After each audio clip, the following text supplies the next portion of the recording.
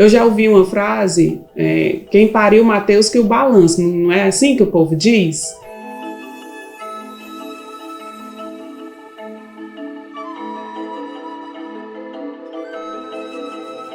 O melhor parto sempre vai ser aquele que a mulher quiser. Desde eu nova que a minha vida foi só trabalhar para eles.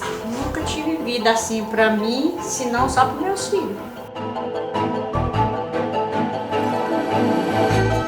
A Constituição, num desses modelos familiares, ela prevê a família que a gente chama de monoparental.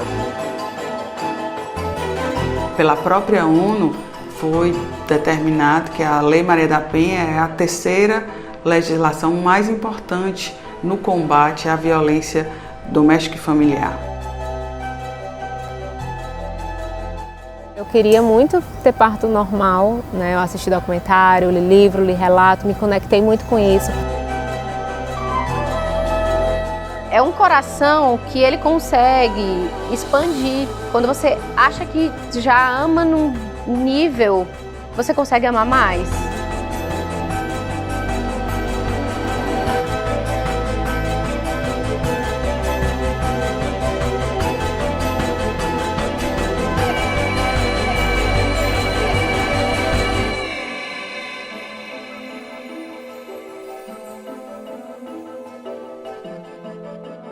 Vai. Claquete, show, começou. Eu sempre sonhei em ser mãe. Eu não sabia quando, mas eu tinha vontade de ser mãe um dia. Descobri a minha gravidez de uma maneira muito engraçada, porque eu tava me sentindo estranha, eu tava sentindo que eu tava grávida. E aí eu fui na farmácia e comprei um teste de gravidez. E eu, muito ansiosa, fui fazer o teste à noite, né? Você tem que fazer o teste de manhã. Fui fazer o teste à noite, sentadinha lá para fazer o teste. E nesse momento que eu tava esperando sair o meu resultado, eu recebi uma mensagem da minha irmã com uma foto de um teste de gravidez que ela tava naquele momento também fazendo um teste. E eu, como assim? Ei, Deus, parabéns e tudo. E o meu deu negativo. Porque eu tava ainda muito no comecinho e tinha feito à noite, né? Você tem que fazer de dia. Aí eu falei, poxa, irmã, parabéns, que tudo, acabei de fazer, mas o meu deu negativo. Aí eu fui pro quarto, falei assim, Felipe, deu negativo, mas eu tô sentindo estranha. Eu acho que tô grávida. E ele falou, espera mais uns 3, 4 dias, e aí você refaz o teste. Aí depois de 4 dias eu fui refazer o teste, coloquei do lado errado, estraguei a amostra, falei assim, vou fazer logo um beta-HCG. E aí eu estava realmente grávida do nosso primeiro filho. Durante a gestação, a gente começou a já se conectar com a equipe que ia estar com a gente no dia, né? Com a doula e com a enfermeira. E eu também tive contato com a fisioterapeuta. E assim, eu e o Igor, a gente conversava como aquilo era importante, assim, como era importante ter informação. Então a gente se sentiu muito mais seguro, a gente se sentiu, assim, muito bem e confortável por ter esse acompanhamento, né? Por ter essas pessoas que estavam ali junto com a gente, dando suporte tanto emocional, um suporte psicológico, como um suporte de informação mesmo, né? De tranquilizar. Então elas também sugeriam filmes, sugeriam livros, para a gente ter acesso a informação de qualidade, né? Que trouxe mais segurança mesmo, para a gente, deixou a gente tranquila, assim. Então eu tive uma gestação ok, tranquila, tive muito enjoo, tive que ficar de repouso absoluto por alguns dias, mas com esse suporte foi algo que foi, assim, muito tranquilo. Eu tenho uma gestação como um período de muita alegria na minha vida, foi um período muito feliz mesmo. O Benjamin não foi uma criança planejada, foi uma gravidez acidental, eu e o pai dele não tínhamos um relacionamento, enfim. E foi um momento em que eu, como sempre, né, estava envolvida em outros projetos, na maioria projetos ligados à carreira, à vida profissional, ao ativismo.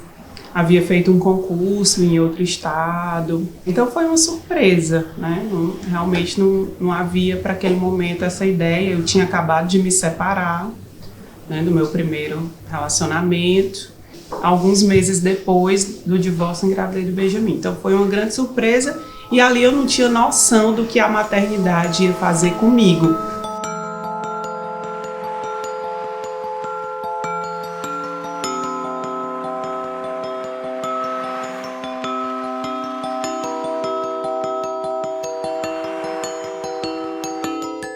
O melhor parto sempre vai ser aquele que a mulher quiser, né? Partindo do princípio de que ela está bem informada, de que ela está consciente das suas escolhas e de que ela vai ter todo o suporte que ela precise. Eu queria muito ter parto normal, né? Eu assisti documentário, li livro, li relato, me conectei muito com isso.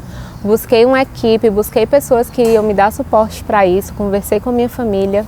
Em dar todos os ultrassons, tudo direitinho, o Miguelzinho estava encaixadinho e tal. Até que um dia eu fui para o ultrassom e ele já não estava mais, ele estava sentado. E de acordo com a minha equipe, né, minha equipe médica que estava ali me acompanhando e tudo, não aconselharam, né, que o parto fosse normal assim, que seria algo muito intenso, algo muito desafiador e algo que seria muito delicado para mim e para o Miguel. Então eu realmente optei por fazer a cesárea.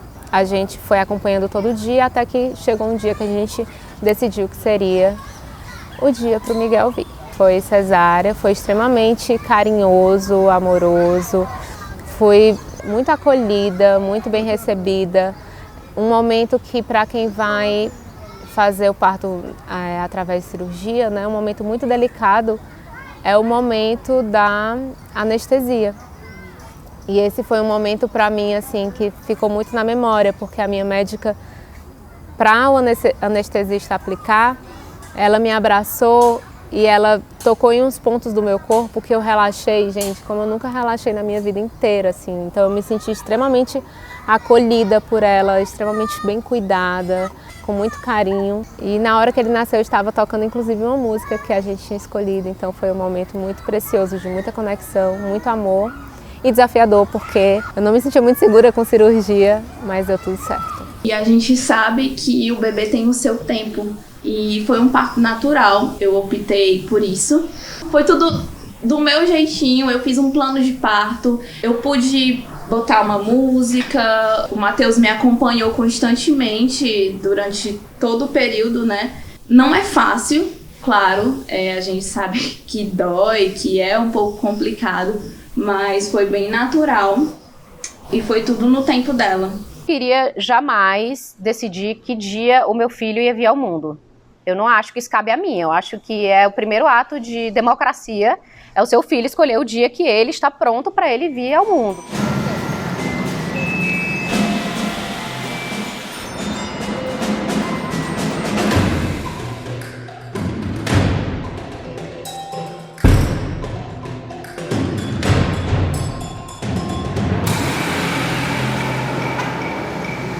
Eu já ouvi uma frase, quem pariu Mateus que o balança, não é assim que o povo diz? Pois é, o que está por trás dessa frase é o isolamento social, é o isolamento afetivo, é o isolamento econômico, é essa perspectiva de não coletividade que a gente tem com as mães, porque a gente acha que os filhos dessas mulheres é problema só delas. Né? E que a ausência da garantia de direitos não é um problema social, é um problema individual, ela que se vire. Não foi ela que pariu, que abriu as pernas, não é assim que as pessoas falam, né, gente? Uma mulher morta a cada 2 horas no país. Mais de 65% dessas mulheres são negras. A Lei Maria da Penha trouxe 5 tipos de violência. E esses 5 tipos de violência, eles se refletem no Código Penal dentro das várias possibilidades dos tipos penais existentes. Nós temos a violência física, a psicológica, a sexual, a moral e a patrimonial. Com relação à situação, ao fato em si, a autoridade policial faz essa verificação e o posterior enquadramento no tipo penal mais adequado. Então, a lei prevê alguns deveres, né, decorrentes inclusive do poder familiar, que era o antigo pátrio poder dos pais em relação aos filhos.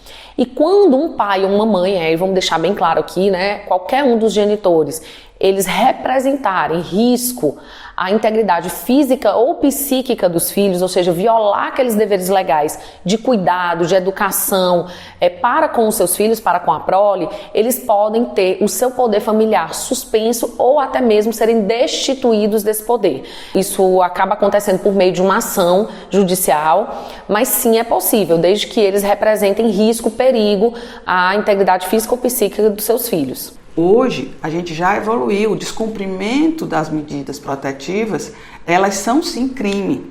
Toda a estrutura da rede se organiza dentro de um contexto em que as delegacias, e aí é importante a gente falar, ainda um dos gargalos que se tem na efetivação e na eficácia do implemento das reais garantias, é os locais de acolhimento. Muitos são os estados que ainda não têm toda essa rede harmonizada. A Casa da Mulher é um equipamento de porta aberta, então não existe a necessidade de nenhum encaminhamento, nem por uma unidade de saúde, nem por pessoa física. É um equipamento que funciona 24 horas, de domingo a domingo, e nós atendemos todas as mulheres do estado do Ceará e também de outros estados que porventura nos procurem, dentro das diretrizes da Lei Maria da Penha. Nós atendemos mulheres trans e travestis, né, e mulheres cis. Nesse período de 3 anos de funcionamento, nós já realizamos 95.284 atendimentos, numa média de mais de 90 atendimentos por dia.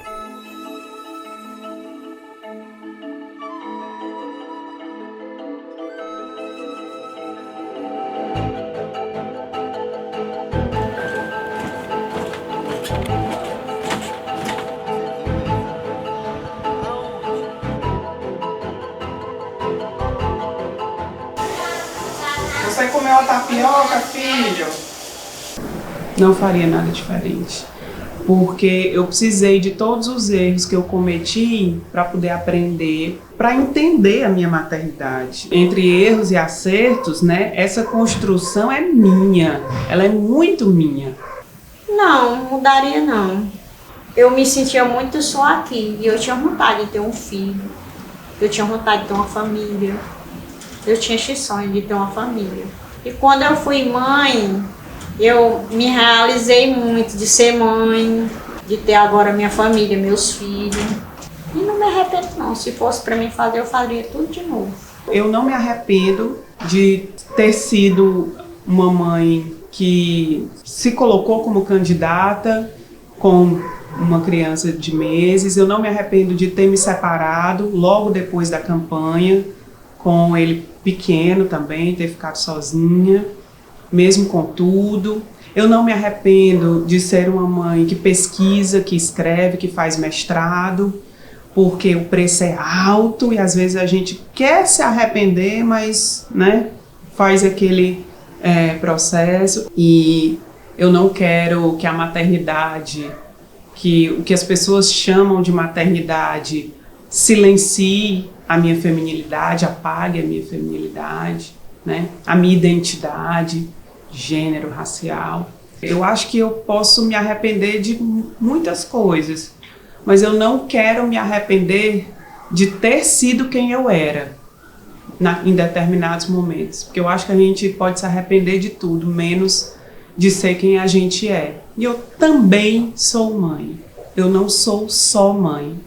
Eu também sou mãe, mas isso é só uma das coisas que eu sou, que a gente é. E pode ser que me defina, pode ser que não, mas não me limita, não me reduz, não me confina